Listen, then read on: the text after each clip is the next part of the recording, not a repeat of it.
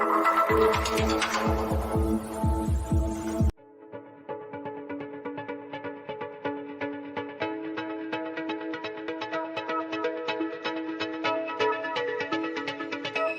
I'm Yannick Hanfman. I'm Ilya Marchenko. I'm Dennis Kudla. This is Sebastian Olfner. It's Andrea Whistler. I am Francisco Cerundolo. And you're listening to the GameToLab podcast.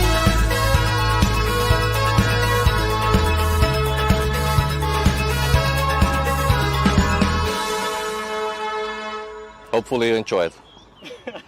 Hopefully. Hello, everybody, and welcome to another GTL live play-by-play stream. I am your host for this one. My name is Covey. I'm in Vancouver, BC, where it's 10:47 a.m. I believe it's around 6:47 p.m. in London, where the match has begun. We've got number one seed Carlos Alcaraz versus qualifier and former champion Grigor Dimitrov, who's actually 3-0 in his quarterfinal matches in his career here. So pretty good history, but Alcaraz is 7-0 in quarterfinals this year.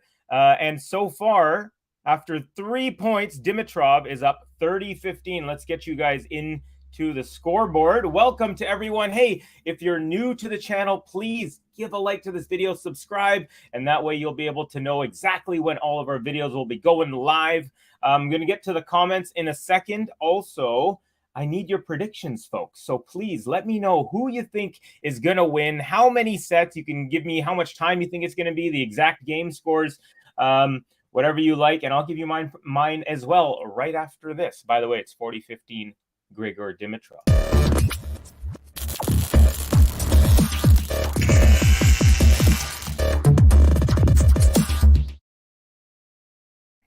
All right, folks. So what do I think is going to happen here? My prediction is I think it's going to be tight. Dimitrov is formidable. I feel like Alcaraz is finding his way. I think it's going to be two close sets. I'm going to say maybe 7-5, 7-6 Carlitos. But I expect some. I wouldn't be surprised if Dimitrov takes a set here.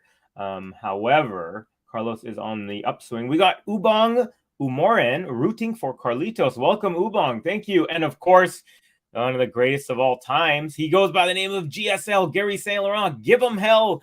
Dimmy looking for a spirited match. Covey, long time no see. Seems like it anyway. Yeah, it definitely feels being behind the screen here after so long. It does feel kind of it does feel like I've I'm putting on like my winter jacket or something after not wearing it for so long, if that makes sense. Manaz T saying, hey, Covey, thanks for the live stream. You're very welcome, Manaz. I don't know if you guys noticed, but Covey got a green screen. Hey, Covey, thanks for bringing this to us. I'm all for Carlitos. All right. Do you have a prediction, Manaz? Let me know what you think the score is going to be. We got a deuce here. So Dimitrov did have a couple of game points at 40-15. But Alcaraz has climbed his way back and putting pressure on the Bulgarian here. Decked in all white and very wide second serve from Dimitrov. And wheels are falling off here. He's lost 3 points in a row. If he loses this next one, he will be broken in his first game. We got a lady in her bucket hat. Lots of bucket hats I'm noticing in England these days. Not that that's good or bad, just a notice. Good serve, return up the middle from Alcaraz, inside out, forehand. Oh, just long from Dimitrov as he was approaching the net. Alcaraz very quickly takes the first break of this one.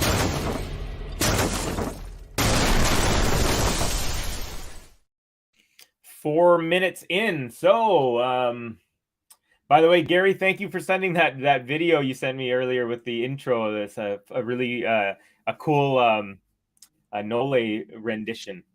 7-5, 6-4 Carlitos is my prediction. Very close. Mine was 7-5, 7-6 Carlitos. So we're on a similar wavelength there. Okay. All right.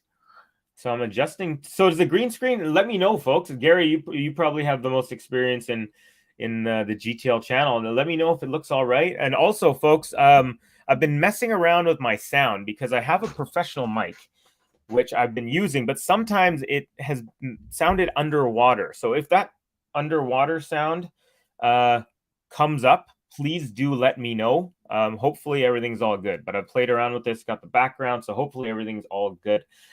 Gary saying, was I too quick to abandon Seb Corda as my pick to end up as a top American of this generation? I'm just happy to see a trio of Americans doing it well these days. Yeah, for sure. You got Fritzy, you got Tiafo, you got Corda. I think Corda might have one of the highest ceilings. I'm going to have to look through the entire list. Definitely higher than Tommy Paul. I'm also really high on Ben Shelton.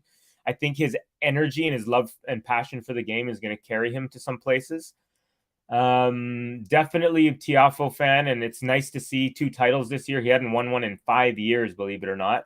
And now he's starting to really get a roll. He hit the semis last year at the U.S. Open, of course. And if you watch Cubby's Corner this week, I kind of run down what he's done since then. He went to finals in Tokyo, semis in Acapulco, quarters in like 4 other places. So he has been playing very well. Indian Wells, Paris as well. Bercy, maybe was it? Anyway, so he's been killing it. We got Gary saying Carlos in 2 tight sets have to be realistic. Yep. I mean, no harm if you're not here, Gary. We don't mind wild pie in the sky stuff, at least on my streams. Carlitos with a serve out wide, and the Bulgarian Dimitrov got a racket on it, but it went sideways, and it's now 40 love for Carlitos, who's looking a little bit more and more comfortable each match here on the grass. I still find that the movement, he's still figuring it out. And I think he has started to figure out the timing of the balls coming back, because this is the fastest surface in the world. This is faster, of course, than clay, and it's faster than most hard courts. I think I don't think any hard court would be. And correct me if I'm wrong, but anyways, generally it's grass definitely the fastest, hard court second, and then clay court's the slowest. So what I was trying to say there, Alcaraz holds and he consolidates. I'll finish my point after I hit the button.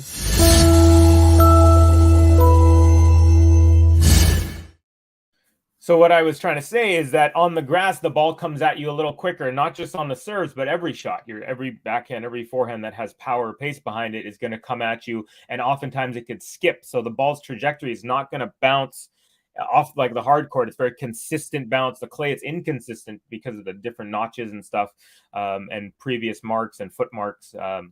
But anyways, with the grass, it's always going really fast, often skipping. So it takes these guys a few matches to get the timing of like those skipping shots, those lower bounces.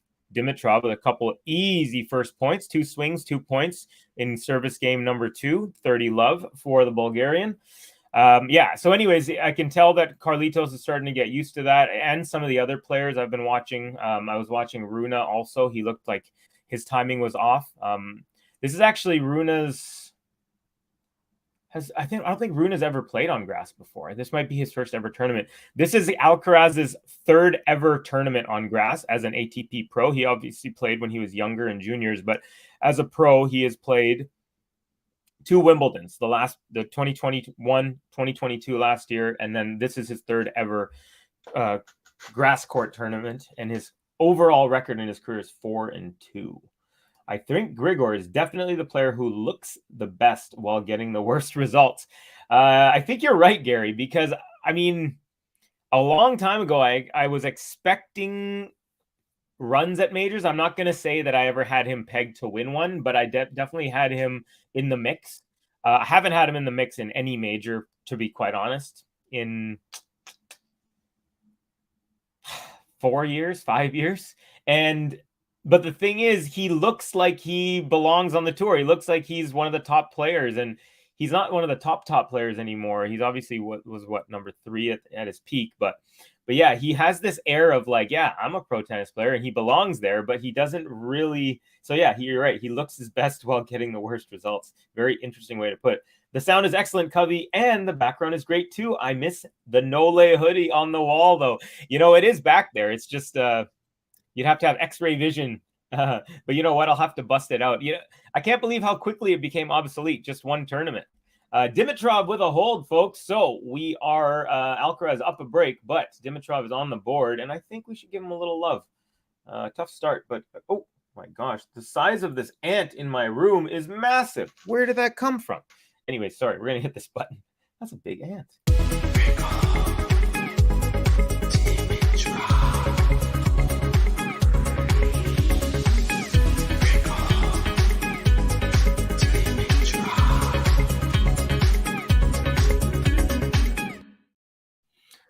Okay.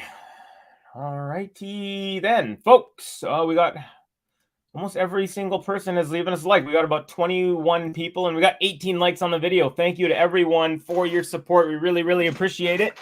And hey, comment section. If you're new, if you've never said hi and you're nervous or something, don't be. My name is Covey. I'm in Vancouver, BC, Canada. And if you have any questions for me regarding tennis, or if you just want to share where you're from, who your favorite player is on the men's side, women's side, who you think's going to win, whichever tournament's going on. We got tournaments right now in Berlin on the women's side. That's a 500. We also have a 250 in the UK in Birmingham. And then we've got, of course, this one here, the Cinch Open at the Queen's Club. And then in Halle, Germany, they have the Wortmann. Is it the Wort? Let me get the proper name. I don't want to salvage it. The Tara Wortmann Open. So, yeah. And we'll go over some scores as well in the next changeover.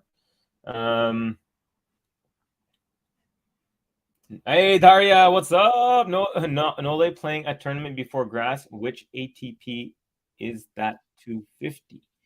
Are you okay? I think what you're trying to say is Nole is gonna be playing a tournament before Wimbledon. Which tournament is it, and is it a 250? So my question, Gary might know this. Daria, it's not a tournament per se, more of an exhibition to prep for Wimbledon.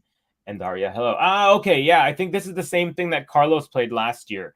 He played a tournament. It was an exhibition. I think he played Ruud and Tiafoe, just like a couple two-setters, and yeah. So I think Nole might be doing that just so he could get some footing on grass. Nole is a type of former champion and legend that can work his way into a tournament. Like, I don't think it would be advisable for him to walk into Wimbledon without having played on grass any matches, but I don't think it would be that bad. I think, for someone like, Sinner or Alcaraz or Runa to go from like clay to grass without anything. They don't have any experience on it yet. They're still kind of finding their footing. He's one of those guys who knows how to kind of work his way in, but it's definitely smart for him to get some matches. Nice passing shot there for Grigor Dimitrov as Alcaraz makes his way to the net, but gets past, and we are level here, 15-all here in game number 4.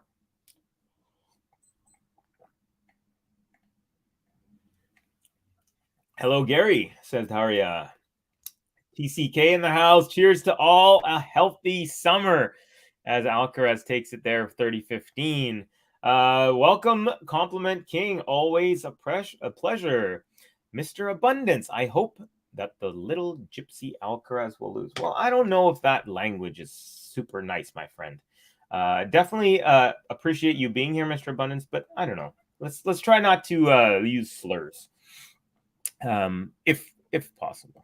All right, Alcaraz with a nice serve and volley. Serve out wide, volley easily put away as Dimitrov was pulled way off court from that serve, and it's 40-15 double game point. We'll get into some kits as well here. It seems Nole slides and doesn't move on grass. According to Carlos, he wants to mimic Roger and Murray.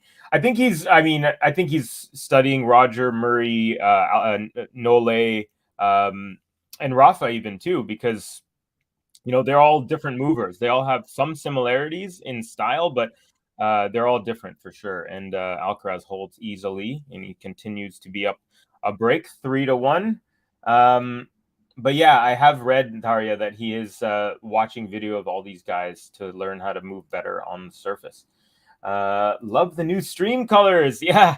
Yeah, a lot of it's Ben. So if you're looking at the banner on the bottom and where it says your name, that's all the new kind of reddish. I like that color. I just got a green screen, so that happens to. So now you don't get to see a semi-dirty room of mine in the background. We got GSL. Mr. Alcaraz is too good, says Mr. Abundance. There you go. Thank you, my friend. Gary, for the second year in a row, Novak will take part in the Giorgio Armani Tennis Classic at the Hurlingham Tennis Club. Thank you very much. It will make a return in 2023, but until then, London fans have a chance to see some big names at the Hurlingham exhibition, which will host Novak Djokovic once more. Yeah, so you can bet that he probably doesn't want to have to play a full tournament, but he wants to get on the grass and he wants to face some opponents. So here we go. Dimitrov, nice start to this service game. He's up 30-love. Dimitrov decked in pretty much all white. I'll get to his kit details here in a second. Beautiful ace up the tee and triple game point now for Grigor. So Grigor Dimitrov, after like 14 years or something with Nike, recently, right before the French Open, I believe, switched to the French company Lacoste. So what is he wearing? Well, he's wearing a white headband with the Lacoste alligator logo. Nice serve to the body. Alcaraz can't handle it. Backhand straight into the net, and it's a hold to love for Grigor Dimitrov.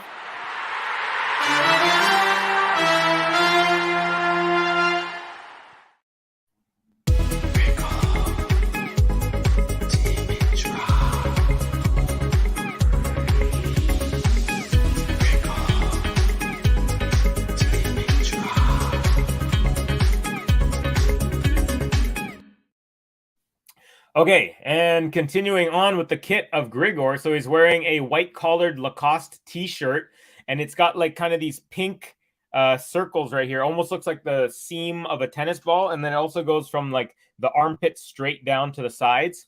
There's also a Lacoste logo, and then he's got the white Lacoste shorts and a white Nike shoes. So even though he has left Nike for the clothing, he's continuing on with Nike for the shoes, which is interesting because actually Nole is also with Lacoste, but he wears Asics shoes.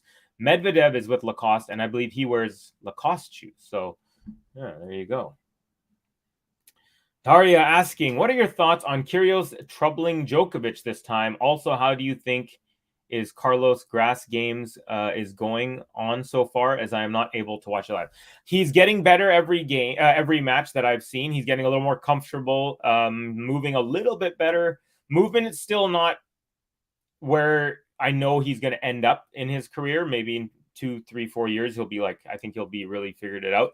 Right now, he's still in that learning phase. It's getting better by this week. It's already gotten better, the footwork, but I think also just his timing on the grass, because Alcaraz's weapons are actually very well suited for the grass.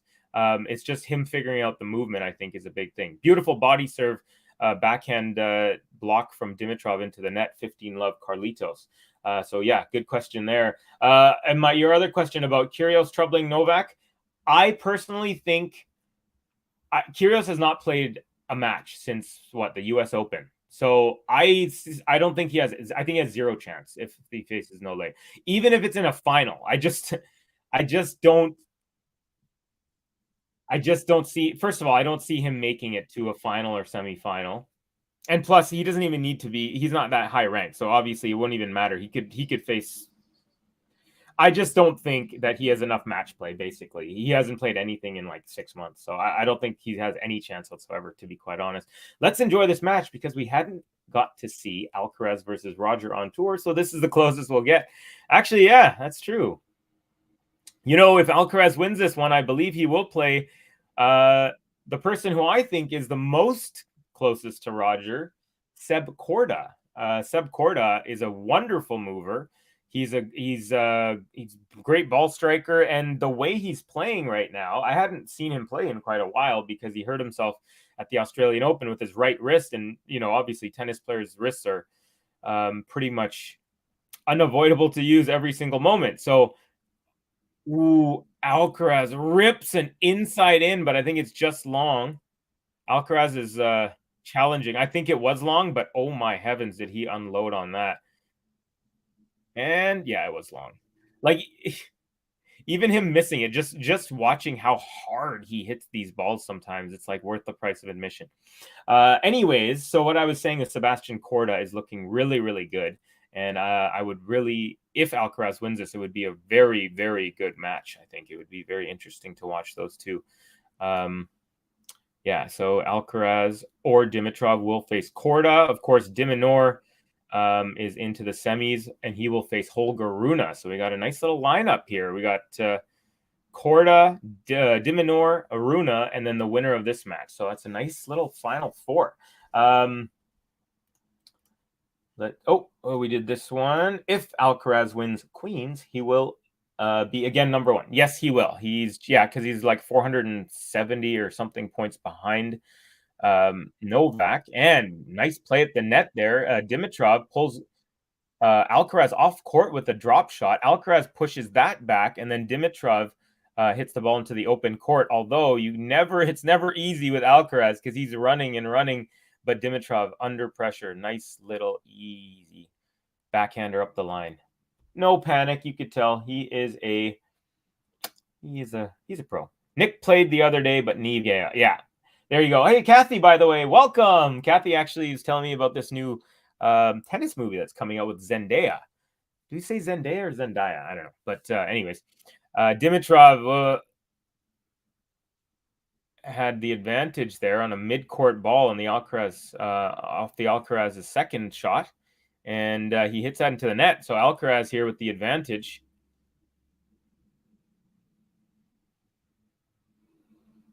Nice. They're showing some. Another thing about grass is as the week goes along in a tournament, you'll notice the baseline area gets lighter and lighter. It goes from green to yellow to brown because that's where the players stand the most, and that's where the court's used the most. So the grass gets worn out. And so near the ends of tournaments, like Sebastian Korda slipped 2 or 3 times. So it's something to watch out for. And again, for these players who are not fully used to being on grass, they're not the smooth movers just yet. Those guys have to be really careful when they get to this stage in tournaments. Alcaraz unable to finish off the game. We're back to deuce here. So a little bit of pressure now. Alcaraz facing. He's already has he faced a break point? I don't think he has. Not yet. First serve good. Backhand chip return. Now forehand inside in. Alcaraz. Cross court Dimitrov. Cross court Alcaraz. Cross court Dimitrov. Up the line Alcaraz. Backhand slice Dimitrov. Alcaraz inside out. Backhand slice Dimitrov off the net. Alcaraz inside in. Dimitrov cross court off of that. Alcaraz, a great rally here. Alcaraz inside out, goes wide. Wonderful job from Grigor Dimitrov. He was moved side to side at least 4 times in that rally. And every time it looked like Alcaraz was about to get an easy shot, Dimitrov came through with a wonderful desperation shot that ended up floating or landing very, very far. So Alcaraz wasn't able to step in. Very good display of defense there. Yeah, that second last shot from Dimitrov was wonderful. Third last shot was under pressure forehand on the run, and he put it back cross court, and he put it with so much distance that Alcaraz couldn't pounce on it. Okay, Alcaraz now with the +1 slice from Dimitrov. Now Alcaraz forehand cross court, and it's a winner as Dimitrov slips and falls. So exactly what I was just saying seconds ago, folks, on the ground part. Okay, he actually fell, landed on his stomach. And then got up on his knees, and he gave his thumbs up to Carlitos and to the umpire. So he's good. But that's exactly what I was talking about. When you get to the end of the weeks in these tournaments, at the beginning of the week, the grass is all fresh. It's green. There's a little more grip. And when you get to the end of the week, it goes from yellow to brown from dirt. And then the dry dirt and the kind of moist grass is kind of it makes it tough for these players. So these are some things you got to watch for. The good thing is when you slip on the grass, Alcaraz with a nice inside out and the +1 easy winner, and it's a game point now. Advantage Alcaraz. Sorry, I lost my train of thought. I was saying something. Anyways, let's see here. Australian Open, correct, Covey? I think you're asking about Kyrgios, and I believe, that was the last. No, sorry, he didn't play in Australia. He pulled out of Australia. Daria, are we sure Nick is even playing well and the injury still plagues him? Yeah, I don't even think he's going to play. And if he does, I don't expect him to be in any sort of shape whatsoever. And a nice little drop volley from Dimitrov at the net, cutting off a floater from Alcaraz. and he is refusing to give this game up. Alcaraz once again is forced to get back to deuce here, and Dimitrov actually slipped a little bit when he was hitting that drop volley there. Long game, 7 minutes. Are all grass surfaces same, unlike clay? They're more similar. I'd say most, there's going to be a difference with indoor versus outdoor, but if you're comparing outdoor grass tournament and outdoor grass tournaments, they're going to be more similar than there's going to be less of a variety. Like clay, you could have fast clay that's almost like hard court, or super slow clay, which is like almost like mud. Grass, it's always going to be fast. So the disparity in speed is never going to be as wide as it is. So yeah, it's always they're not all the same, but they're similar with respect to the speed and all. Yeah, so there you go. Rarely did we see Roger slip. Yeah, he might. I think Nole might be the best mover. And this is how I always describe Nole. Sometimes it looks like he has 4 legs. That's how smooth he is. But Roger, definitely, in my opinion, is like the smoothest mover, like the one who looks like he's gliding, almost like he's not even touching the ground. I need to pay closer attention on the weekend, but I would say don't discount Holger, Carlo, or Seb as possible trouble for Novak at Wembley. Actually, those are the 3 that I do think have the closest chance. I think Alcaraz has the actual skills to match Novak. The mental part he still has to work on. Rune, I think, also has the skills mentally. Would be very, very fun to watch him play Novak in a best of 5, because he has beaten Novak in the last 2, and they were pretty good big matches. Alcaraz, the drop shot to save a break there. Beautiful after a long rally, and we're back to deuce. Now we're almost at 8.5 minutes now in this game. But yeah, and then Seb Korda. So yeah, Gary, I totally agree with you. I might even throw Tiafoe in there. Tiafoe is true. Covey says TCK. Yeah, Seb Korda, Tiafoe is another guy. Fritz, I wonder about Fritz, folks. I still think he has a shot, but I would say right now it's pretty much Novak versus the field. Here we go. Alcaraz, nice serve up the middle, and then a drop shot +1. Dimitrov gets to it. Oh, and he pushed it up the line. Alcaraz had an easy volley. If he pushed it over the net, he would have won the game, but it goes into the net, and now it goes back to advantage Dimitrov. Covey, my memory may fail me, but I think the bigger complaints about the grass being slippery and dangerous are at the beginning of Wimbledon, not the end. Pretty sure that's how Serena felt. I just I guess my memory is the opposite. It's the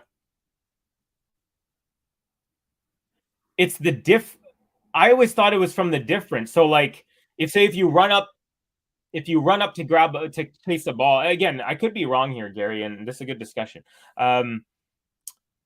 So in my mind, it's something like, okay, what if you run full speed and it's like nice and green grass at the net and you can kind of slide into it? Like, for example, Dimitrov just slid perfectly into it like it was clay.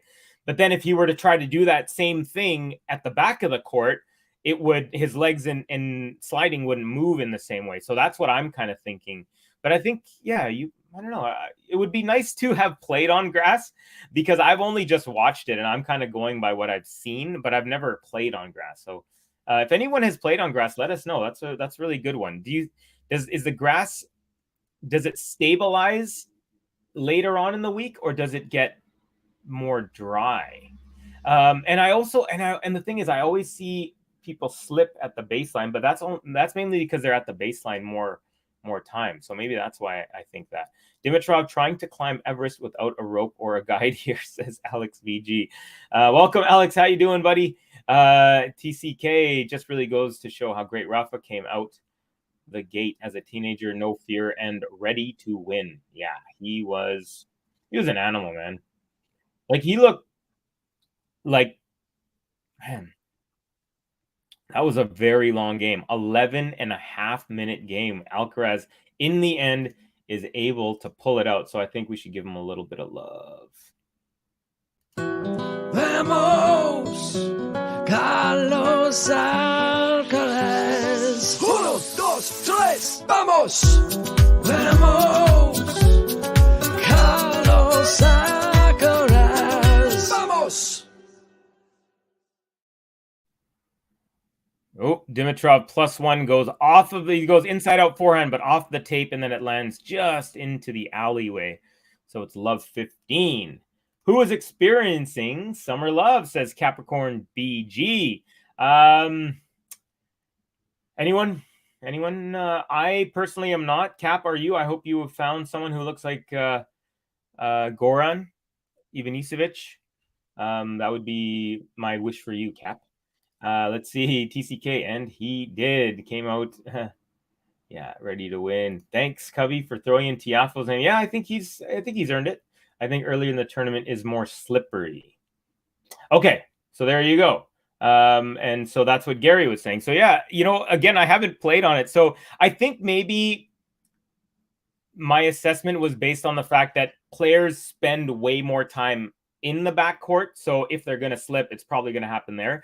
Because at Wimbledon, I just remember seeing so many people running and sliding and slipping all the time and landing on their bellies and whatnot.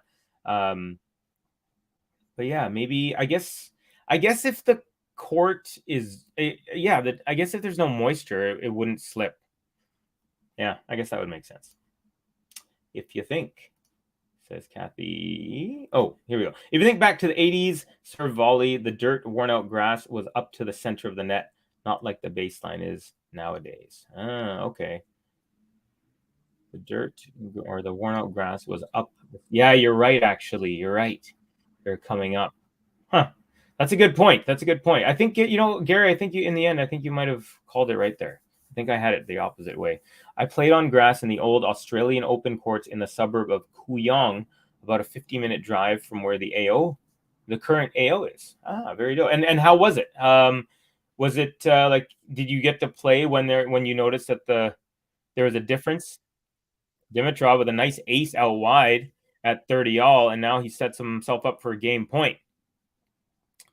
Alcaraz, you could tell, still trying to figure out this surface.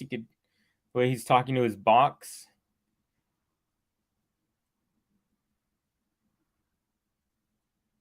Dimitrov also rocking a white wristband on the right wrist. And not an ace, but just as good as he goes up the tee. Alcaraz gets a racket on it, but it goes straight into the dirt. Dimitrov holds. And, Alcaraz still up by a nose here by a break. But nice gutsy hold there from Dimitrov.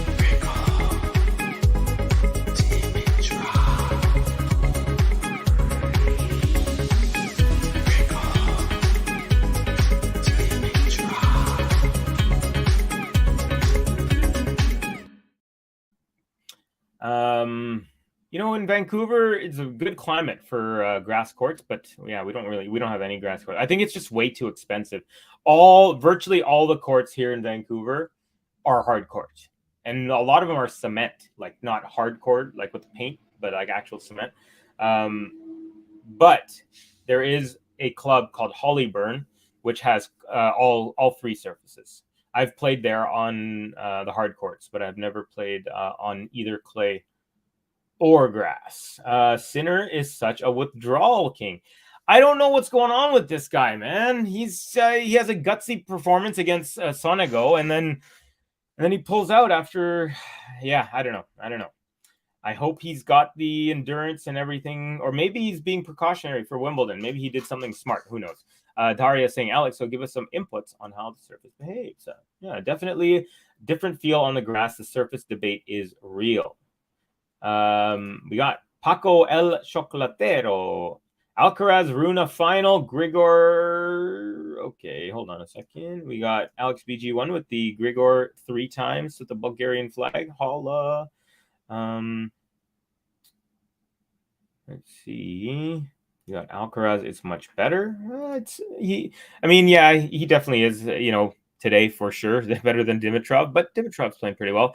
Ace up the tee for Alcaraz, 15 love to kick off game number 8. Novak and Serena had terrible time on the slippery wet grass last year in their first round matches. Serena, sorry. Okay. All the grass in Vancouver is in Covey's basement with a mini fridge full of Dr. Pepper and cookie dough. Well, you're not incorrect, my friend, but no more Dr. Pepper, no more cookie dough. But might find some grass, just a little bit. But hey, it's totally legal here, 100% since October 17th, 2020, was it? 2017 or something? Although, I mean, don't even get me started, but I'm going to get started a little bit. Before it was legalized, we literally had 200 stores. Anyone and their mother who had a connection opened up a store. They just bought a shop, or they leased a shop. ALCARAZ with another ace here, and it's a triple game point. He's up 40 love. And so they literally had between 200 and like 220 stores. It couldn't go a block and a half. Tons of great prices, tons of variety. And then the city of Vancouver and the government of Canada said, oh, we're going to legalize it, but only our buddies who grow from these massive corporations, like 3 or 4 of them, they're the only ones who can legally sell to stores. And now, instead of just anyone leasing a store and selling, they said you have to have a $30,000 per year permit if you want to open a cannabis store, when it's like $1,000 a year for like alcohol, and it's like $200 a year for tobacco, something like that. So they basically created the system that we're going to legalize cannabis. And then what they did was, we're just going to let our big corporation buddies who, make it, who produce it, they're the only ones who are going to be able to legally sell it to the stores that, these government stores that pay $30,000. Anyways, ALCARAZ holds 5-3. That's how it's going there. Yes, Ghost. 30K. They were like, that's because they wanted to funnel everyone out, because everyone was making tons and tons of money. There was tons of product. It was super cheap. It was super abundant. There was crazy variety. You were finding $6-7 a gram type of thing. That's like 1970s prices. Well, maybe it's 80s, 90s, but you know what I mean? Really crazy. Covey speaking truth. It also ensures only white and wealthy business can survive. Yep. And you know what I love? There are several indigenous shops here who refuse to pay the permit.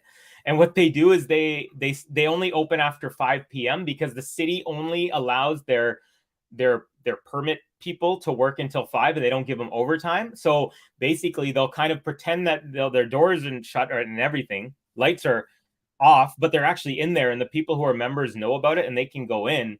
But they'll have cameras and they won't open the door if they don't know someone. And then after 5, they'll literally just put their open sign on, knowing that the city won't come and give them any violations. So it's kind of funny. Same with buskers. Buskers, there's certain places where you'll get a ticket for busking, playing music. I used to busk quite a bit. But if you busk after 5, no worries. So fun little loopholes. I love circumventing silly laws. All right. Dimitrov 30 love, but ALCARAZ on the offensive here at the net.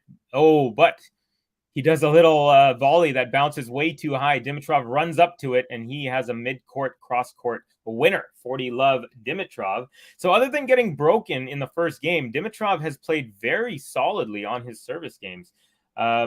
Believe it or not, Dimitrov has only faced 1 break point. He didn't save it. ALCARAZ has had to save 3 out of 3. So Dimitrov's been a little bit sharper, I'd say, numbers-wise, since the first service game of his. As another hold to love there for Dimitrov. There you go. Case in point, folks. All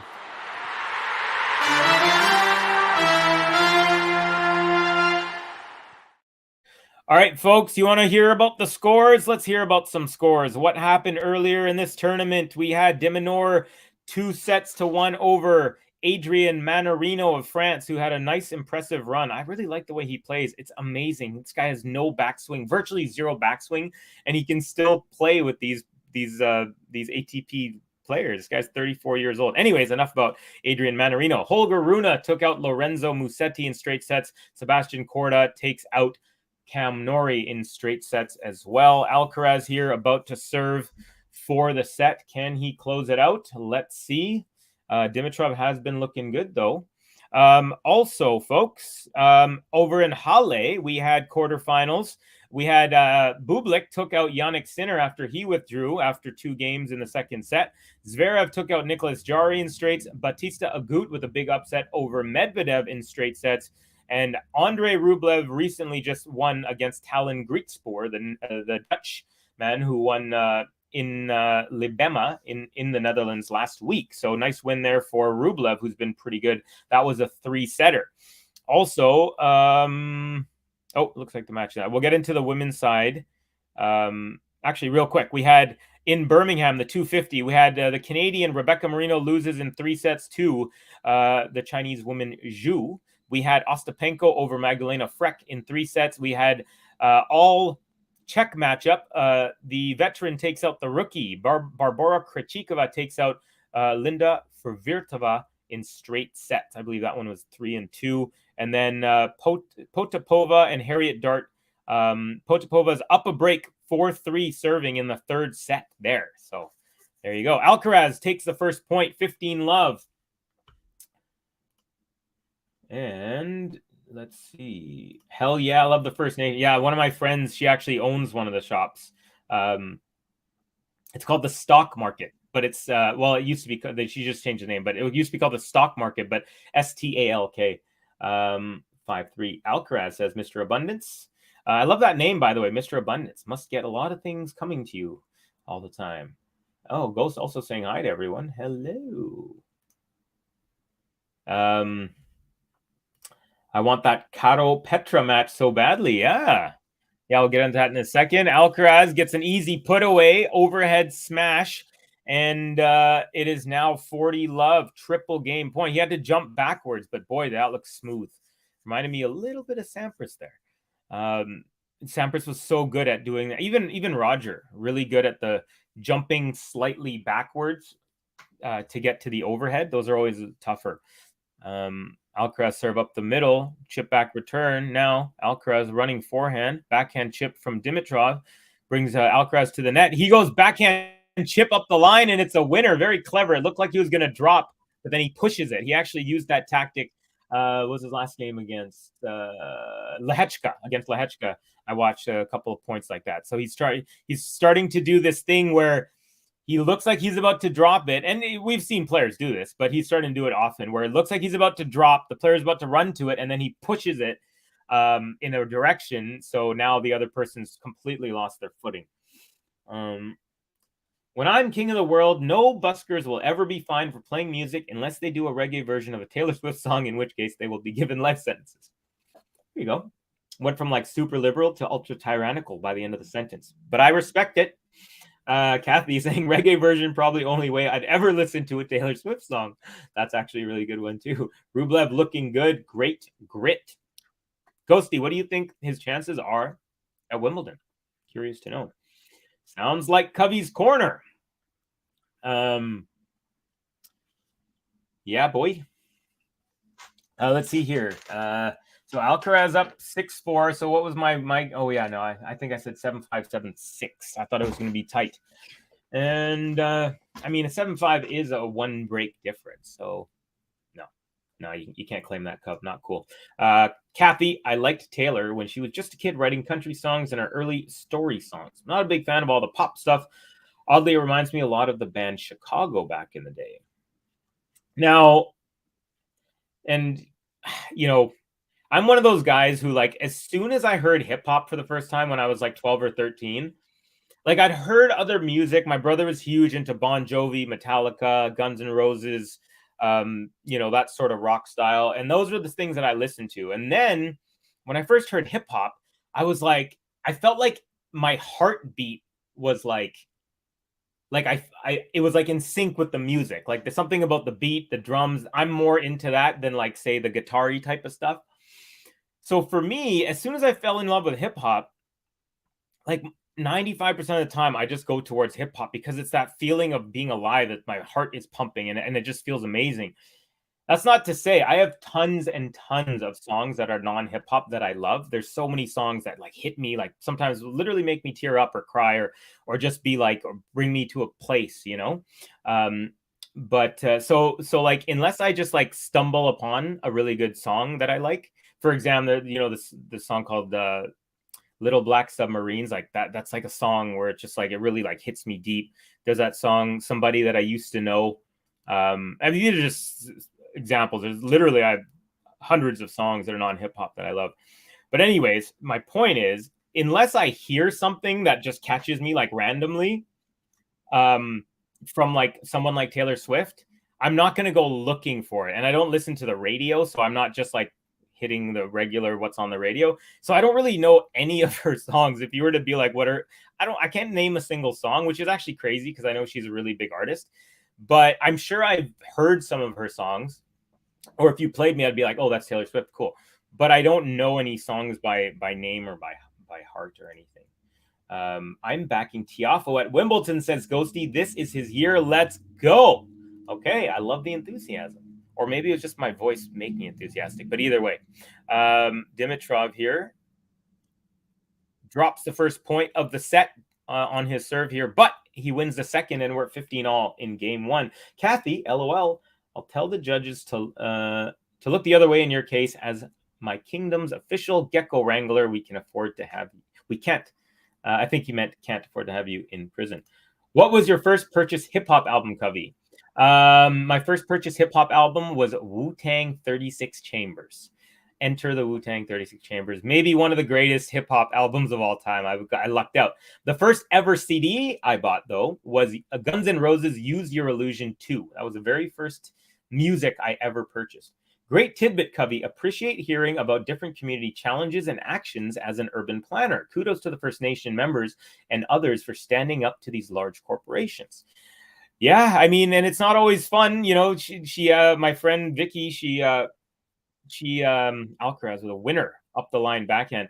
She got raided by the police once and did a live stream, and that actually got more people on her side. So, you know, she's really clever and things like that. But yeah, it was a bummer because everyone was like, oh, you know, it's going to be legal. And Vancouver was already living that way. There was no, like I said, you didn't have any permits. Everyone could have a shop, no problem, as long as you had product, blah, blah, blah.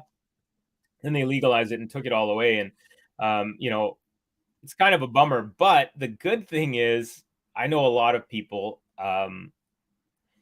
who have been advocates of cannabis for years. They know people who've gone to jail from the 70s, whatnot, you know, and so they're like so angry. They're like, you know, these guys put my buddy in jail for 10 years and now they're sitting there selling it. And now only you can sell it if you have $30,000 a year.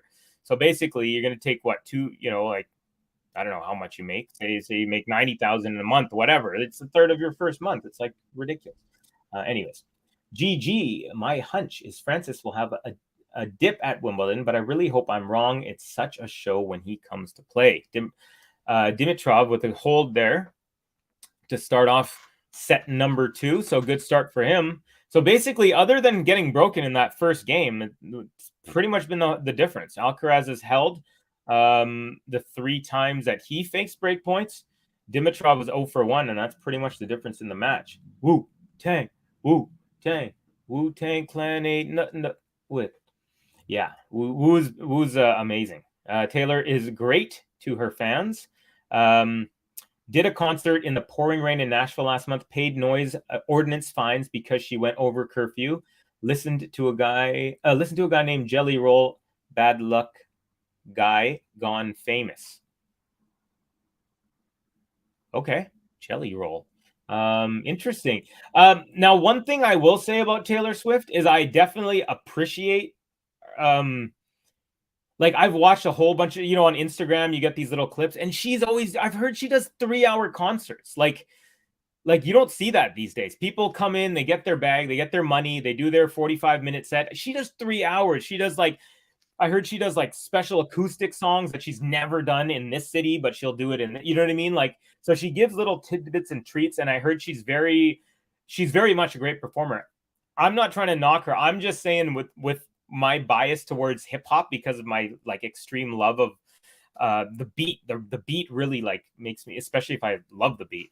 I definitely have absolute respect for her. I've heard nothing but good things. You know, I remember when Beyonce or Kanye West came and, you know, when she won something, Kanye was like, "You don't deserve this." Like that was horrible. That shouldn't have happened to her. Kanye is a crazy dude. But yeah, I definitely know that she's like, she loves what she does. She's great to her fans, from what I understand. And yeah, I definitely have heard only good things about her. Country rapper Jelly Roll. Gotcha. Very cool. I will check that out. Francis in 5 sets, I think, is not a good choice. Hope Wimbledon crowds be better than French.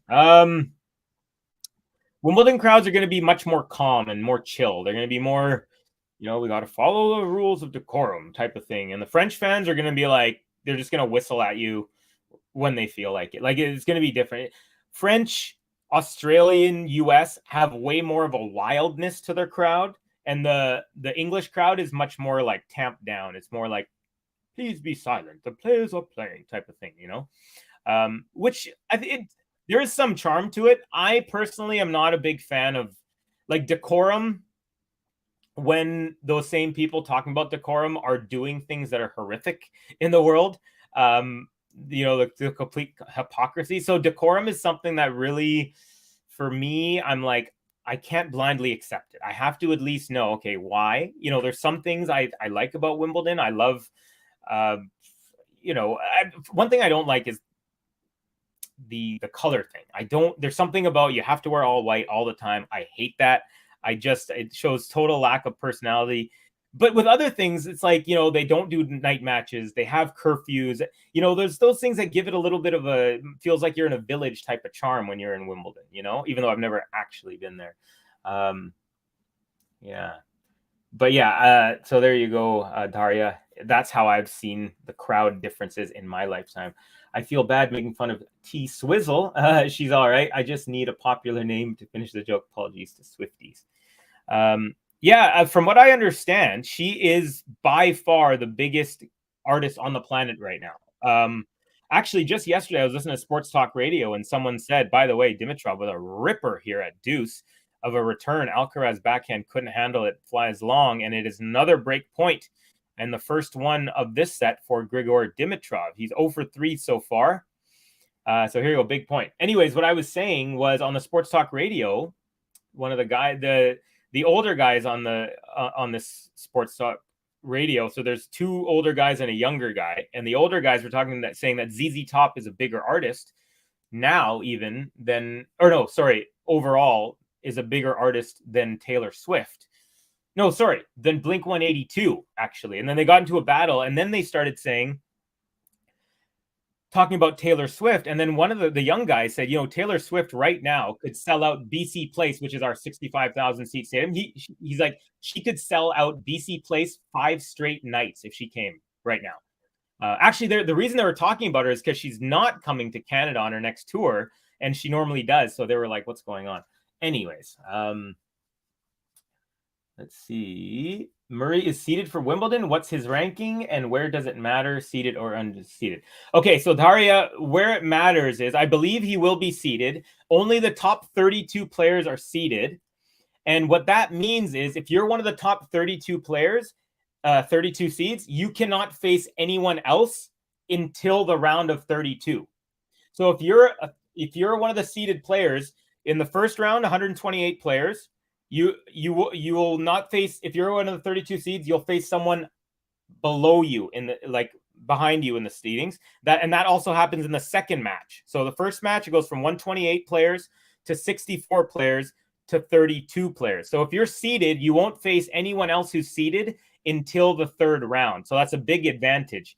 Whereas if Murray, for example, wasn't seeded, he could have faced Djokovic in the first round potentially, or Alcaraz in the second round, or Jannik Sinner in the first round, anything like that, right? So so those are the reasons why seeding is important. And the same goes for like the top 4 seeds cannot face each other until there's only 4 players left. The top 8 seeds cannot face each other. So if Alcaraz is 1, and let's say Nole is 1, and Felix Auger-Aliassime is number 8, they would not be able to face each other at all until the final 8, until the quarterfinal, until the quarterfinals. So that is why seeding is very important. Okay, Kathy GSL saying Kathy, I love Taylor as a person. She speaks her mind, and there is a reason why her fans adore her as they do. My 2 cents. I mean, and I'm not gonna lie, she's also she's really pretty. She's really pretty. She's very she seems down to earth. And I saw her in a movie recently. She did really well.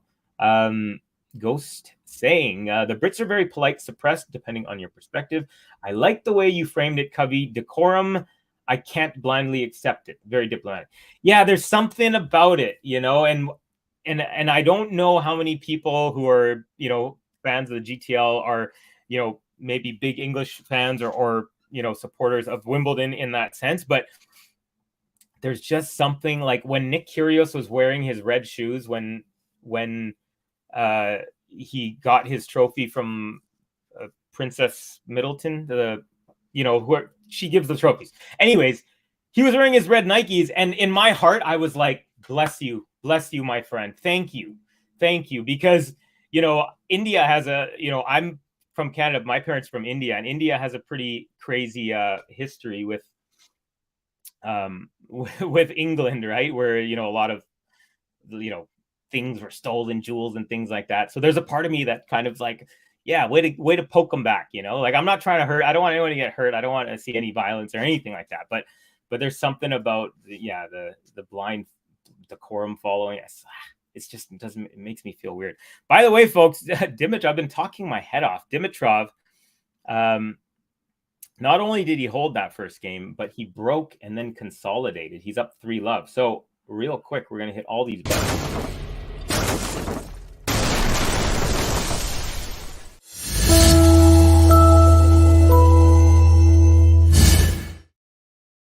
And we have Max in the house. Welcome, Max. Stanley Cup champion. How does it feel? Something I might never feel in my whole life because the Vancouver Canucks are pretty bad. White shows it's a gentleman game, maybe. Yeah, no, I hear you. No, I see why. They want, I don't know, maybe, I don't know what the reason is. Maybe they want everyone to be even, neat. Like, for example, Alejandro Davidovich Fekina, every tournament he plays, he wears one white sock and one black sock. But in Wimbledon, he's not allowed to. And I'm just like, these are just little parts of their personality, Do we just want to see a bunch of robots wearing the same stuff? And if someone has a reason, please share it to me, like if there's a legit, I'm sure if I go on the Wimbledon website, there must be something there. They can't just be like, oh, we're doing it because everyone else did it. That would make my blood boil. Dancing in the Street by Martha and the Vandeyas is a spectacular Motown song. Okay, very, very cool. Did not know that. All right, Alcaraz, nice serve to the body, chip back return. Now forehand, Dimitrov up the line, backhand cross court, Alcaraz, backhand chip, Dimitrov. Alcaraz runs around that, inside out forehand, backhand, Dimitrov into the net. Alcaraz up 30-15. So good little rally from both players there. Okay, GG, when it comes to Wimbledon, I am all about the traditions. Like them or not, they are what separates it from the West, but I also think the best tennis atmosphere in New York by a mile. Yeah, I can see that. I mean, I know a lot of people who think Wimbledon is the pinnacle, and I think there is something about Wimbledon being I feel like if you were to poll most tennis fans and say, what's the most major of all the majors, I feel like Wimbledon might kind of own that title.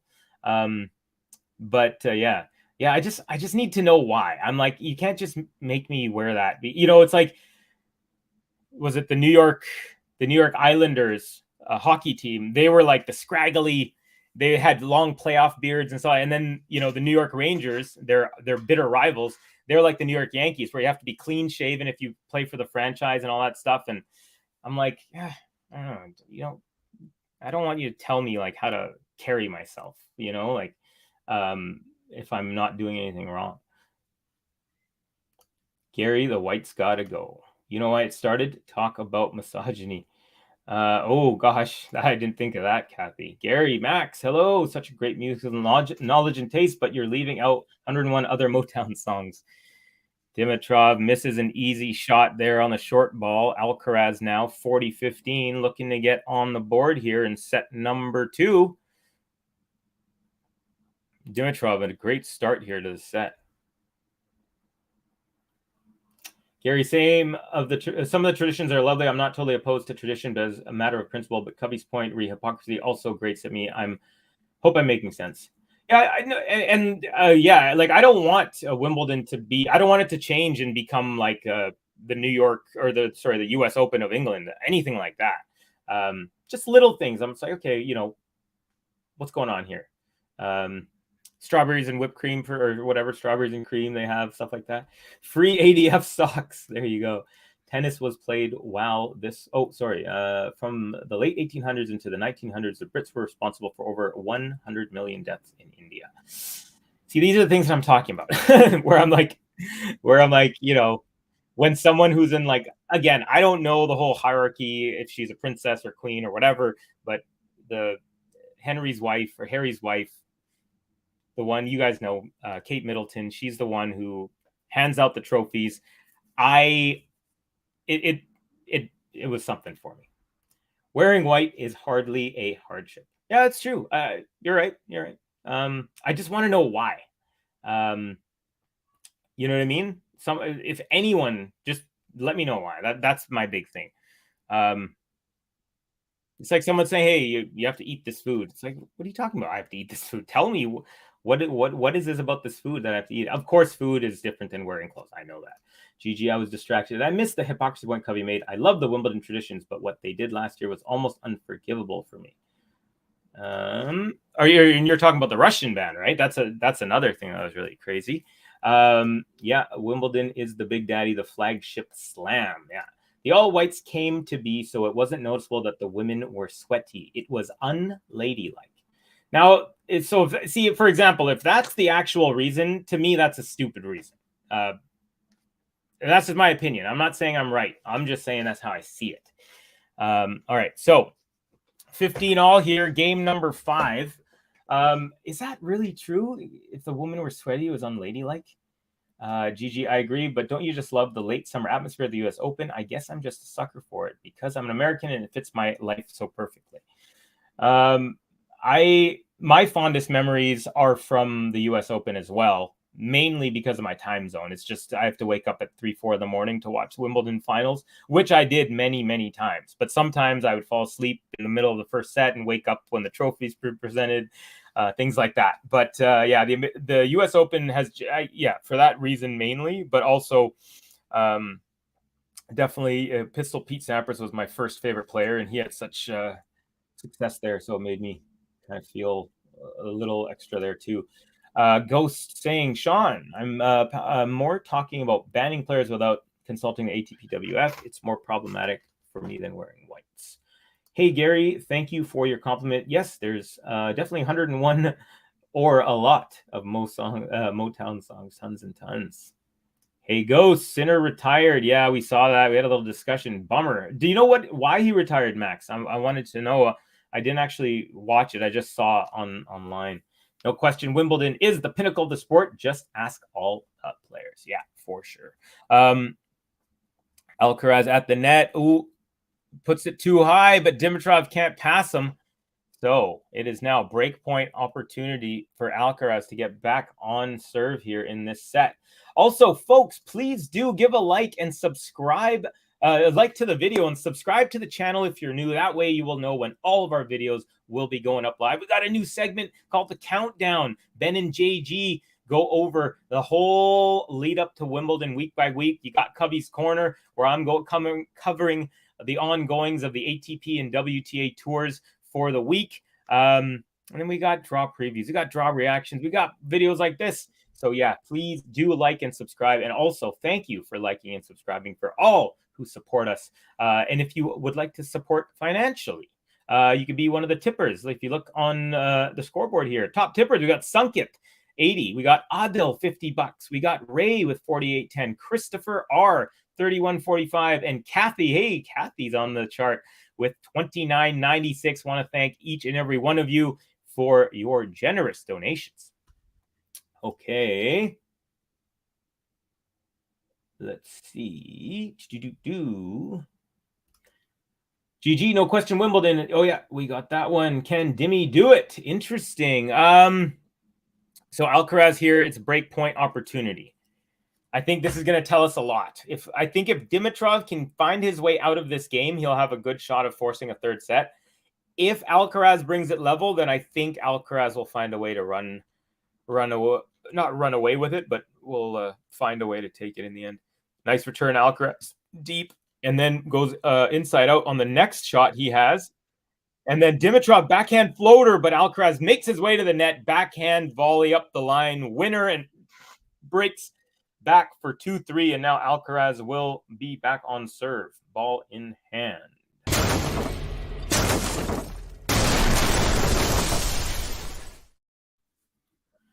Oh, I came in late to the debate, Ghost. I may have missed the point. Yeah. Let's see. Kathy, thank you. I'm with Covey, deeply misogynistic, if that's the reason for all whites. Yeah, Sean, I mean, this is, yeah, we're just talking. Someone was asking, well, what's the difference in the crowd between the four majors? And I basically said, Wimbledon's a little more tempered. It's a little bit more like they follow the decorum. They're respectful in the sense where it's like, can you please be quiet? The player's about to play. They actually do. Whereas like French Open, if you tell them to stop, sometimes they'll just start whistling harder. Of course, the Aussies and the US Open, we all know it's pretty raucous night crowds. We have these super late, crazy, fun things going on there. And so basically I just said, I don't understand the whites thing. I just don't get it. So that's probably what you missed. But because for me, I can't do something without understanding why. I mean, look, I played hockey for 30 years. I was always a part of a team. I was always making sure that, everyone was, dressed nicely. I was always a captain of my team. So I know what it's like to have rules and regulations and to follow them and to respect them.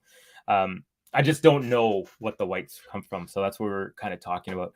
Alcaraz now serving at 2-3, trying to get back to level on the scoreboard. We didn't go over Alcaraz's kit, but wearing pretty much the exact same thing he's been wearing since Roland Garros. And I think even before that, first serve is good out wide, return long past the baseline, past the feet of Alcaraz, and it's 15-love. So Alcaraz rocking his home plate kind of looking shirt. It's all white in the home plate chest area, and then it's got green and light gray stripes along the shoulders, and then the front and the back. The back also has kind of like an opposite looking home plate on the back of the shirt, and then he's got white shoes, white socks, and a wristband on his right wrist. It's a white one. Alcaraz with a lamb shank, folks. Shankaroo, and it's 15-all.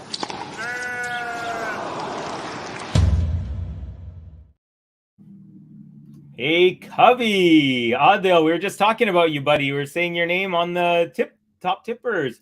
Thanks for still keeping the Roland Garros tip chart up. Haha. Yeah, no worries. I think that's no worries. Good to see your name up there. Medi once again lost to RBA. Yeah, pretty crazy, huh? I really want to see Surbiton in Birmingham and some of these smaller grass tourneys look really intimate, smaller stands and whatnot. I'm willing to overlook the quiet audience thing to be there. This Queens club is this court is beautiful. There's like a building. It's an old building. It looks like it's from like, I don't know, 1500s. And there's like a balcony off of it. That's like, you could be watching it from there. And then there's like one huge stand on one side. And then there's, yeah, this is a wonderful, I would love to go here. That's what I mean when I said Wimbledon and with the grass courts, they feel like little villages, like when you go to like, again, I haven't gone to any majors, but once you go to Australia or US Open, you feel like it's just this big, massive arenas, but with Wimbledon, from what I've always seen from the TV screen, and I think also because of the grass, it makes a certain dampening of the sound everywhere around.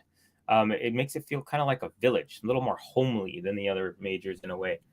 Go Alcaraz, go, says Bjorn Borja. That's almost Bjorn Borg, kind of. Very cool name. While it has been a part of Wimbledon for well over a century, the all-white dress code has not always been popular with players. The most extreme case of this was when superstar Andre Agassi refused to play at Wimbledon from 88 to 90 because the dress code prevented him from wearing his flashy clothing. Did not know that, Gary. I did not know Agassi refused to play. That is actually crazy. I was only 7 at the time, so I guess I wasn't really into it. Shrambini, yo, what's up to you as well, my friend? How are you doing? Hey, Covey, welcome, buddy. So Shrambini, I've got some sad news. I've been trying to get, I had tried to get, Alcaraz, 40-30 there. His backhand on the +1 goes wide. We're at deuce. So I tried to get touch tennis going, but pickleball has won. I ended up just going super ham. I even bought a pickleball, like my own paddle, like a real good one this week. So some interesting news. But hey, if you ever come to Vancouver, Shrambini, we are playing touch tennis for sure. I remember the Agassi beef at Wembley, green shoes, etc. Luckily, Andre Agassi won Wimbledon right before the great Pete Sampras started to win and dominate. It's true. Funny how Andre came back to Wimbledon once he aged a bit. Even he succumbed to the traditions, and fortunately for him, he won it. I mean, I guess he just was like, I don't want to miss these majors, you know? I don't know. My question is, did he succumb or did he surrender? Because for someone like him who has a chance to win something like that and win a whole bunch of money and to win a whole bunch of prestige, he might have just been like, you know what, this sucks. I did my thing and I got to go back if I want to play. So I'm very, very curious. I wonder if, I really wonder, did he succumb or did he surrender? Surprise, surprise, Dimi can't handle the pressure. Okay, serve right to the body. Alcaraz facing break point here. Forehand. Now backhand. Dimitrov into the net. So Dimitrov is going to be kicking himself if he does not find a way here, because he's been playing really well. Yeah. Villages, LOL. Now I'm imagining a doubles match between Frodo and Sam and Gandalf, the white and the gray. Okay. I wonder how many Australian Opens Agassi would have won if he participated more in that tournament. Oh no, Covey. Yeah, sorry, buddy. But pickleball actually it's a different game though. It's a very different game. It's touch tennis is literally a mini version of tennis, whereas pickleball it's not really. Backhand goes wide, just a regular rally ball backhand from Dimitrov, and it's advantage Alcaraz. So from break point down, now it's game point, and he's trying to get back to 3-all. Hey, Ghost, Max, GSL, and all the rest. Hey, Shrambini. GSL age softens the edges. I wouldn't know, of course, because I'm only 22 years old and absolutely beautiful. Wimbledon 2023 rule change. Wimbledon relaxes dress code to allow women to wear dark undershorts. It won't clarify the actual reason for this. Oh my goodness. Did he succumb or did he surrender? Oh my God, great question. Not many top players played AO back then. Yeah, I remember McEnroe saying that, not everyone would go, was it Aussie, Australia, because it was just far to travel to as well, and it wasn't as kind of prestigious as a major. And that's another thing with the whole GOAT debate. Has so much to do with majors, but in the previous generations, majors were not the ultimate. Correct me if I'm wrong, Kathy, Gary, or anyone else. I'm pretty sure that it's more of a this generation thing where the majors has kind of become the solidifying GOAT debate thing, and it makes sense. It's the biggest tournaments and whatnot. But I find it interesting when they compare those eras, because one era wasn't thinking most majors necessarily the GOAT, and the other one is absolutely it is. Alcaraz +1 drop shot at deuce, and it's a winner. It's always funny to call a ball a winner when it stops rolling before the service line, but it was. Vamos, Carlito, vamos, says Anna Dobrowska. Very cool name. Hobbits play on clay, hard, and leaf. Ghost, sometimes I play on leaves, if you know what I mean. Kathy, Margaret Court winning all those Australian Opens back in the day makes sense. Kathy, so right. Traveling to Australia was like going to the moon in those days. Yes, Gary. So it's the equivalent of a siren for the women who do wear them. There wasn't that many tournaments in the Australian swing. That's another thing. All right, serve out wide, chip return, backhand slice, Alcaraz, backhand slice, Dimitrov up the middle, lands on the baseline, Alcaraz, forehand also lands on the baseline, forehand Dimitrov, now backhand Alcaraz, backhand slice, Dimitrov, inside out, forehand Alcaraz, and he goes inside in on a second one, and it's a winner. And Dimitrov pointing. That was weird. He was pointing as if like someone in the crowd was like, I don't know. It was very interesting. It wasn't like, oh, like looking to his box to say something. It was like he was talking to a fan or something. Like, anyways, Alcaraz with a couple beautiful setup. He goes inside out cross court and then inside in. And we know the power he can generate from that shot. And that consolidation after breaking back is complete. We're level at 3 apiece.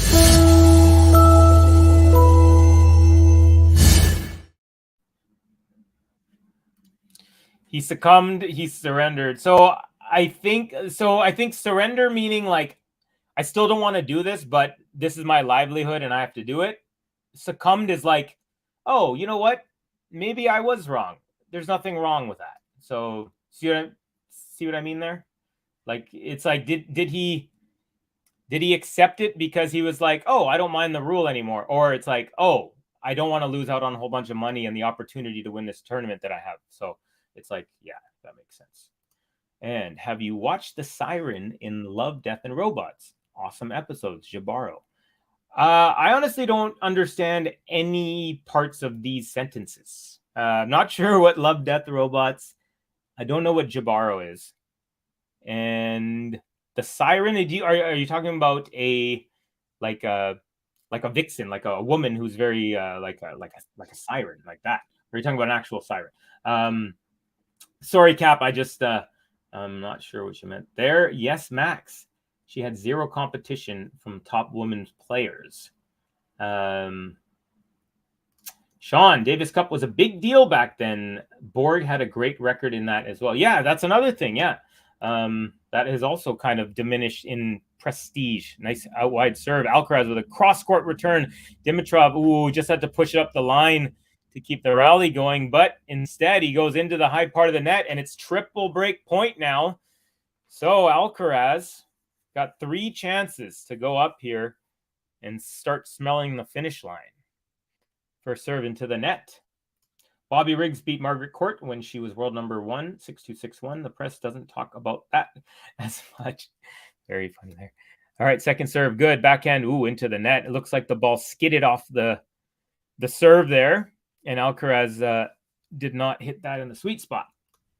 GSL, the All-Star. The 4 majors were not the pinnacles of tennis in my youth. There were numerous other tournaments that had a lot of prestige. Yeah, there you go. GSL, we'll get to that in a second. Serve up the middle, block back, backhand, return up the middle. Now forehand, cross-court, Dimitrov. Alcaraz with his very own. Now Dimitrov back up the middle, and then Alcaraz goes from the middle, cross-court, backhand, winner. And it's a break, a big vamos. Alcaraz now 2 games away from a spot in the semifinals versus Sebastian Corda.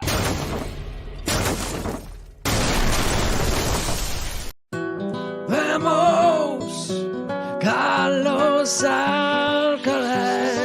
1, 2, 3, vamos. Vamos, Carlos Alcaraz. Vamos. So Ghost to GSL. Succumb suggests that Andre was convinced through logic or ideology. Yeah, so he ended up understanding and siding with Wimbledon, but surrender suggests he was beaten into submission for economic or political bullying. That's a very good way to put it as well. Probably better than how I put it. I want Davis Cup to be badass again, but they have to make some Laver Cup-like adaptations, in my opinion. Spice it up. Yeah, I would like to see like something, it seems like they're like, oh, we'll do the United Cup and we'll do the Davis. It's like, well, hey, why don't we just have like one World Cup of tennis and do it like every maybe 2 years, or I don't know. Right now, they're trying to do too many different things. The Davis Cup prestige is kind of weird. They got the Billie Jean King Cup, which is good. But they don't feel like you're the world champion when you win them as much anymore. You know what I mean? Beyond Boria saying, today I discovered this channel. It's fantastic. Congratulations, Covey. I am from Spain. Well, very, very welcome. Warm welcome to you. Bienvenidos. Beyond Boria. Thank you for joining us. Great to have new fans. Great to hear. Bobby Riggs was also 55 at the time. I remember correctly from his book, Andre succumbed. Yeah, there you go. We got our answer. Yes, Andre said he succumbed. I guess we'll have to sit down with a couple wiggly pops with him one day and see. LOL GG, but he didn't beat Billie Jean King. That's true. Ghost, thank you for reminding us of the Bobby versus Margaret match. Hola, Bionboria, mucho gusto. Okay, Alcaraz. Ooh, he had not a short ball, but a slow ball floater right to the baseline on for his third shot, but he ripped that into the net. It's love 15. Okay, 34 likes, only 35 people in here, so we're almost every single person. Thank you guys so much for the support. Really, really appreciate it. All right, here we go. Alcaraz, love 15. Serve is good. Out wide, and the return lands in the alleyway. 15 all. No se ve, says Emilio Galarza Ramirez. Emilio, very cool. Folks think he threw it. Oh, the match. Okay, we're into the rally here. Backhand slice Alcaraz, backhand slice Dimitrov, backhand slice Alcaraz, and it goes just long this time. So it's now 15-30. A little bit of pressure. Any more water? I do have water. So the only downside with this green screen, folks, is Gobi's bed is literally behind the green screen over here. Actually, it's over here. And so, yeah, Gobi can't be perched anymore. You know what? Maybe I could put her on top of the green screen and she could be floating in the city background. That would be kind of cool, actually. We've got Happy M. Hola. Bionboria. Your username is unique. I don't think she had that gene, Gigi. Oh, Grigor pooped himself in the foot again. Okay, backhand chip from Dimitrov off the return there. A second backhand chip, Dimitrov. Alcaraz inside in. Forehand cross court, Dimitrov. Alcaraz cross court. Dimitrov again cross court. Now Alcaraz on the run. Volley. Lob over Dimitrov, but Dimitrov it off and overhead smash into the open court, setting up double break point here. So it's 15-40. Alcaraz, he's been under the gun since the first point here. He was down love 15, then he was down 15-30, now 15-40. So Dimitrov's been on him from this whole game. Here we go. 2 break points, at least. Oh, at least one. Okay, gosh, just when Dimmy was making a splash, he gets broken. At the risk of repetition, no one looks better in a losing effort, except Roger losing to Novak. Sorry, couldn't help myself. Yeah, we've got Kathy, LOL. Yes, he was very arrogant. Grigor is his own worst enemy. I thought we were at least going 3. Well, hey, it's not over. Alcaraz does save 1 break point. We got another one, though. My name is in honor of Bjorn Borg, tennis legend. Very, very cool. And he's out wide from Alcaraz. And he saves 2 break points. We're at deuce now, folks. Here's what you do with Gobi. Go down to Harbor Freight, get yourself a wrench and some tie-down straps, put a cape on her, and fly her into screen during changeover. That would be amazing. Thank you all, says Bjorn Boria. Yeah, very, very welcome. Very, very welcome. Very much welcome here. I like your dog, BB. Yeah, the picture of your dog. It looks like is that a beagle that you have, Bjorn? Looks like maybe a beagle or a beagle mix. Alcaraz. Ooh, his backhand +1 was horrendous. It was a backhand into the net, but Dimitrov ripped the return right at Alcaraz's feet, and he did not move out of the way quick enough at all. And it's a 3rd break point here for Dimitrov to stay alive. I didn't know this, but Dimitrov also rocks I think he rocks a Richard Mille watch, which is one of those ones that Nadal and Seb Korda wear. Bubba Watson as well. Some soccer players. Okay, second serve here, break point. Big opportunity for Dimitrov. Serve is good. Backhand chip from Dimitrov. Alcaraz forehand. Now backhand Dimitrov, backhand Alcaraz. Backhand Dimitrov, cross court. Backhand up the middle, Alcaraz. Now forehand Alcaraz goes into the net, and it is a break back. So on serve once again. Huge break for the Bulgarian.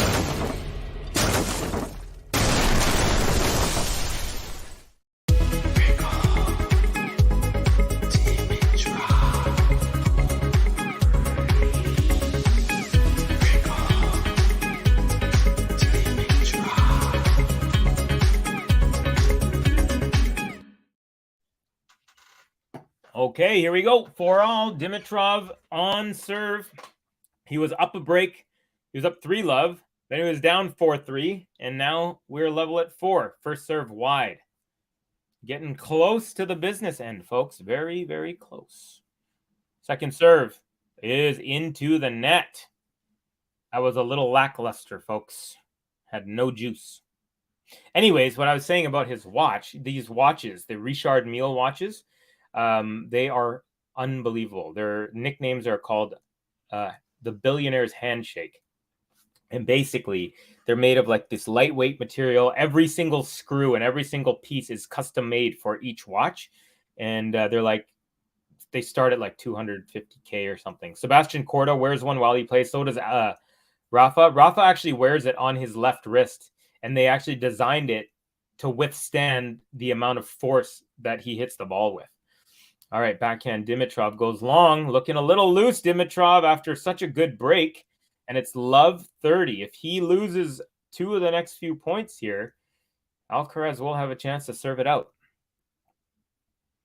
Unforced errors are 14 Alcaraz, 23 for Dimitrov, and the winners are 22 Alcaraz, 15 Dimitrov, so virtually opposite. I look like a beagle. Covey beat me to it. Go, Dimmy, go, says GSL. We got Everett. Navratilova was the best rivalry. I don't have to tell. Gary has actually educated me so much on that rivalry. I have so much more respect for those two players and the rivalry than I did. I just didn't know about it as much. And Gary sent me some stuff in our Facebook chat, whatever thing. And I learned so much, just the amount of history. Another double fault, just imploding here right now is Grigor Dimitrov. It's now love 40, triple game point here. Here I had a feeling Margaret and Billie Jean played with each other a lot. Was looking at Margaret's stats in the Grand Slam finals. Singles agree about Everett Navratilova ghost. Okay, Grigor, my bad. You still got heart. Graf and Celis could have been another Everett Navratilova. Yeah, that was a real bummer. Big bummer. How do you spell that watch? Richard, M-I-L-L-E. Richard is correct. And then, yeah, Mille. They're actually beautiful. I would love to have one. I love horology. I'm a huge watch guy. I think that they're beautiful. And it's a break to love as Dimitrov hits his third shot into the net. It's funny, I'm talking pickleball language because you have it's called a third shot drop. Third shot is like the big shot there. Anyways, it's another break for Alcaraz, and he will serve for the match right after this little change.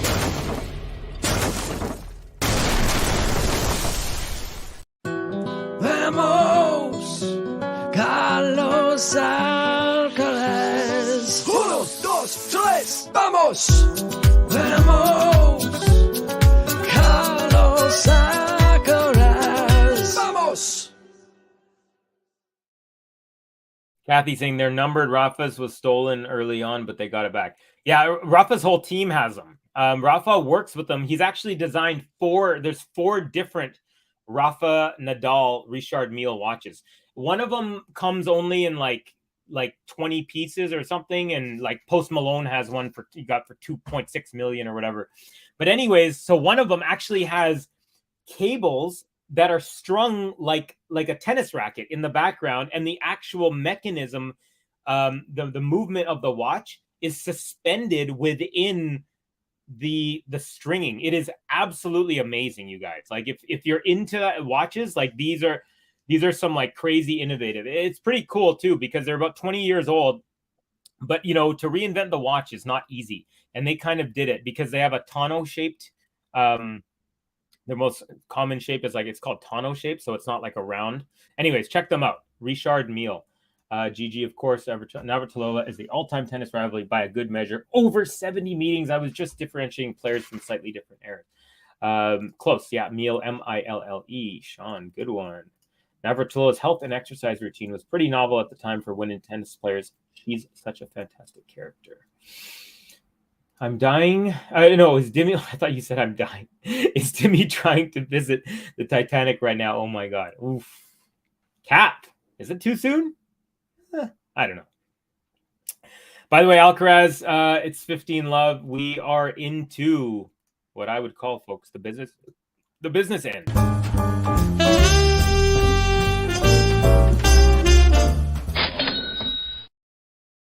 Okay, here we go. Alcaraz, second serve at 15 love is good. Backhand slice return. Forehand. Oh, Alcaraz shanks it. That goes into the fifth row. And it is 15 all.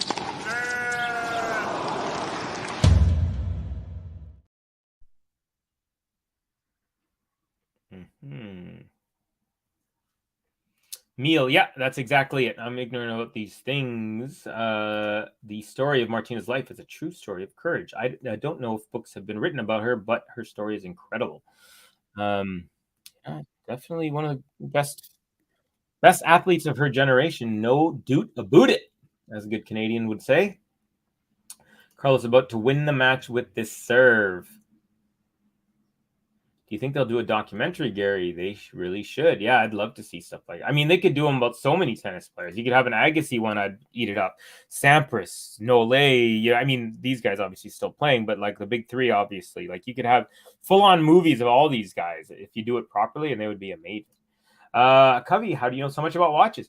So I have a cousin-in-law, so my cousin's husband. He is really, he knows a lot about them, and I would always just kind of ask him. He's actually a lawyer, like one of those lawyers like from the show Suits type of lawyers, like business corporate guy, who's like undefeated in 400 whatever cases. And he's like, he has a very wide breadth of knowledge of things. And so I just would always be like, oh, check, I've been researching this watch. And then I just started basically finding watches. I just started going online and I just became enthralled to the point where my cousin-in-law Alex, he actually started saying, oh, you should learn about this guy. He's the grandfather of like current watchmaking industry, and like this guy was the one who started the company that made this complication, whatever. So then I basically, it was just a oh man, that was match point, folks. I was talking about it was just a natural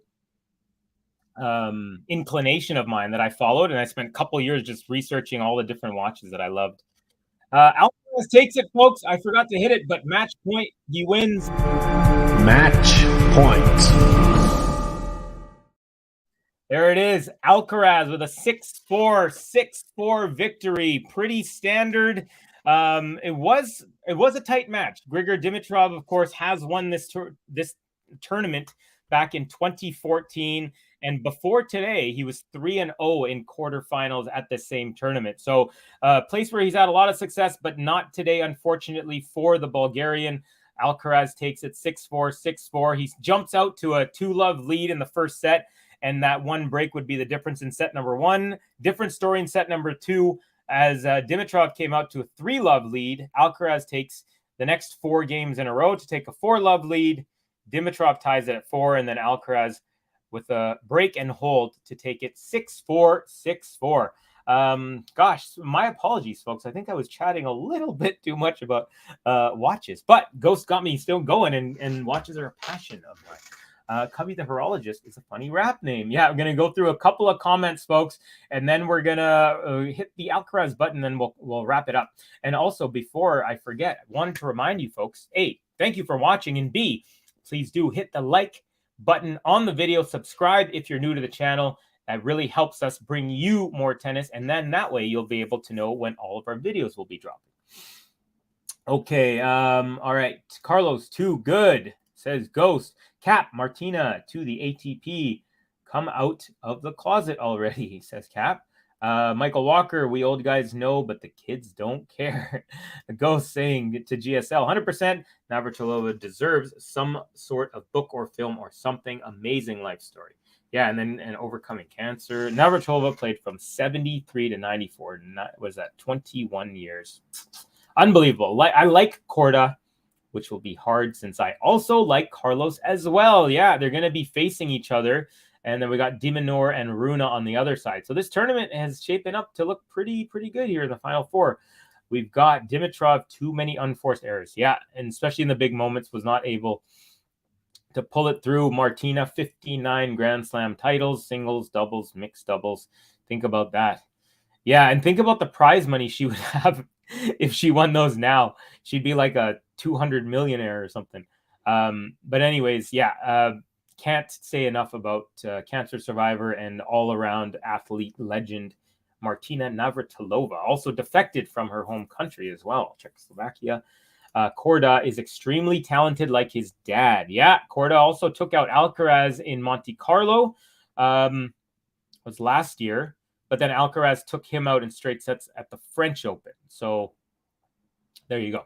Anyways, let's see what is going to happen there. Anyways, folks, that's going to do it for me. My name is Covey. I'm in Vancouver, BC. It's 12:22 p.m. So my day is just about to start. Hope you guys have a great day wherever you may be, a great evening, a great night. And yeah, thank you all very much. And I'll see you guys all real soon on a stream, probably this weekend. Don't have anything scheduled yet, but likely we'll do a stream this weekend. And then, of course, Cubby's Corner coming up on Monday. All right, folks, from myself and for GTL, thank you all very much. And we'll see you all real soon. Vamos, Carlos Alcaraz. 1, 2, 3, vamos!